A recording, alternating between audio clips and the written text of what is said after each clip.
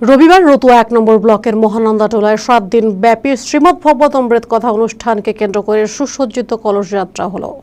কাটাহাদিয়ারায় শ্রীমদ্ ভগবত ভক্তবৃন্দ কমিটির পরিচালনায় মহানন্দাটোলা ফুটবল ময়দানে এই অনুষ্ঠানের আয়োজন করা হয়। সুসজ্জিত কলস যাত্রা গোটা এলাকা পরিক্রমা করে গঙ্গা থেকে জল তুলে শ্রীমদ্ ভগবত অমৃত কথা অনুষ্ঠান প্রাঙ্গণে গিয়ে শেষ হয়। বিশেষ অতিথি হিসেবে বিধায়ক সমর মুখার্জি সহ অন্যান্যরা উপস্থিত ছিলেন। আজকে আমাদের কাটাহাদিয়ারা শ্রীমদ্ ভগবত কমিটির পরিচালনায় 7 দিনব্যাপী শ্রীমদ্ ভগবত গীতা পাঠ ও নরনারায়ণ সেবার আজকে শুভ উদ্বোধন কলস যাত্রার মাধ্যমে ছিল। কোথায় কোথায় থেকে কলস যাত্রাটা করলেন?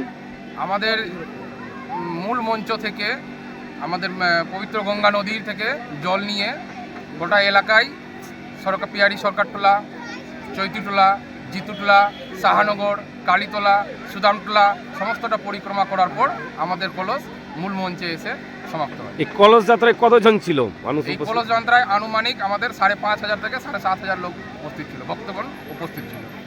উপস্থিত কে হয়েছিল আজকে? আজকে আমাদের বিশেষ অতিথি হিসেবে উপস্থিত ছিল এই স্থানীয় বিধায়ক শ্রী সমর মুখার্জি মহাশয়।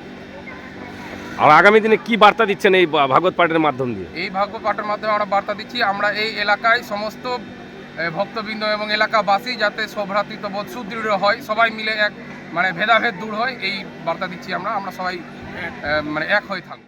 মালদা টুডে।